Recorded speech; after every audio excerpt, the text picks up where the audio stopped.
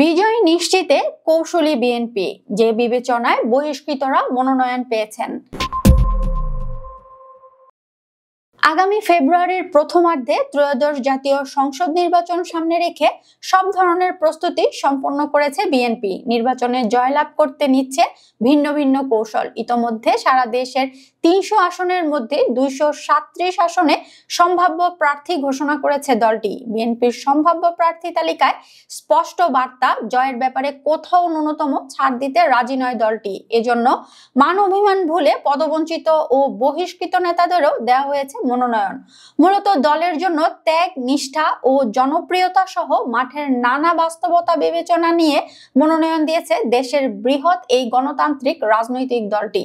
পদ স্থগিত, বহিষ্কার আর অব্যাহতি পাওয়া নেতাদের মনোনয়ন পাওয়ার তালিকায় আছেন খুলনা ২ আসনের নজরুল ইসলাম মঞ্জু, ময়মনসিংহ ৬-এ ফখরুদ্দিন আহমেদ বাচ্চু, পিরোজপুর ৩ আসনে রুহুল আমিন দুলাল, কিশোরগঞ্জ ৪ আসনে অ্যাডভোকেট ফজলুর রহমান। দলীয় আস্থা ও মূল্যায়ন পেয়ে ধানের শীষকে বিজয়ী করতে দৃঢ় প্রতিজ্ঞ এসব প্রার্থী। খুলনা ২ আসনের মনোনীত বিএনপির প্রার্থী নজরুল ইসলাম মঞ্জু দক্ষিণবঙ্গের একজন প্রভাবশালী নেতা হিসেবে পরিচিত। তবে ২০২১ সালে দলীয় শৃঙ্খলা ভঙ্গের অভিযোগে তাকে দলীয় পদ থেকে অব্যাহতি দেওয়া হয়। তখন মঞ্জু ছিলেন খুলনা বিভাগের দায়িত্বে থাকা কেন্দ্রীয় সাংগঠনিক সম্পাদক। তার পরিবর্তে সহ সাংগঠনিক সম্পাদক পদে দায়িত্বে থাকা অনিন্দ ইসলাম অমিতকে খুলনা বিভাগের ভারপ্রাপ্ত সাংগঠনিক সম্পাদকের দায়িত্ব দেওয়া হয়। দীর্ঘ বিরতির পর আবারও খুলনা ২ আসনে প্রার্থী মনোনীত হয়ে মঞ্জু বলেন, দল আমার উপর যে আস্থা রেখেছে, জনগণকে সঙ্গে নিয়ে তার রক্ষা করতে চাই। খুলনা বিএনপি ঐক্যবদ্ধভাবে মাঠে থাকলে জয় সুনিশ্চিত। তিনি আরো বলেন, দলের মধ্যে যে দূরত্ব ছিল তা মনোনয়ন ঘোষণার মধ্য দিয়ে সমাপ্ত হয়েছে।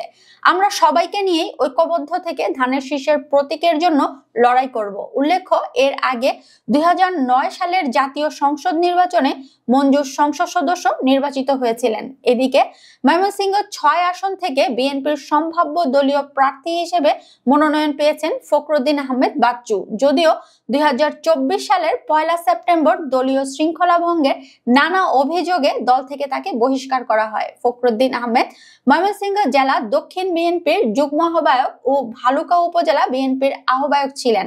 তবে ভোটের মাঠে শক্ত অবস্থান, জনপ্রিয়তা এবং ভোটের অধিকার প্রতিষ্ঠার আন্দোলনে ত্যাগ ও নির্যাতনের শিকার এই নেতা শেষ পর্যায়ে এসে দলীয় মনোনয়ন পান। এর আগে চলতি বছরের ২৪ অক্টোবর বাচ্চুর বিরুদ্ধে বহিষ্কারাদেশ প্রত্যাহার করে বিএনপি। কিশোরগঞ্জ ৪ আসনে বিএনপির সম্ভাব্য প্রার্থী হিসেবে মনোনয়ন পেয়েছেন বিতর্কিত বক্তব্য দিয়ে একাধিকবার আলোচিত সমালোচিত অ্যাডভোকেট ফজলুর রহমান।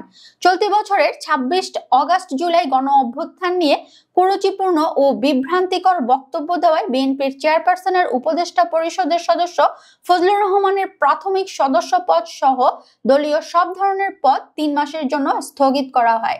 ত্রয়োদশ জাতীয় সংসদ নির্বাচনে বহিষ্কৃত এবং অব্যাহতি দেওয়া নেতাদের ফিরিয়ে আনার ব্যাপারে বিএনপির সর্বোচ্চ নীতি নির্ধারণী ফোরাম জাতীয় স্থায়ী কমিটির সদস্য মেজর হাফিজউদ্দিন আহমেদ শীর্ষনিউজ.com-কে বলেন, আগামী নির্বাচন অনেকটা কঠিন হবে।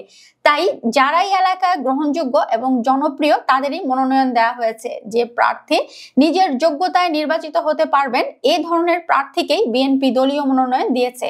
এদের মধ্যে কেউ কেউ বহিষ্কৃত ছিল। তবে আসন যাতে হাতছাড়া না হয় এবং আগামীতে দলকে আরো শক্তিশালী করার জন্য তাদের দলে ফিরিয়ে আনা হয়েছে।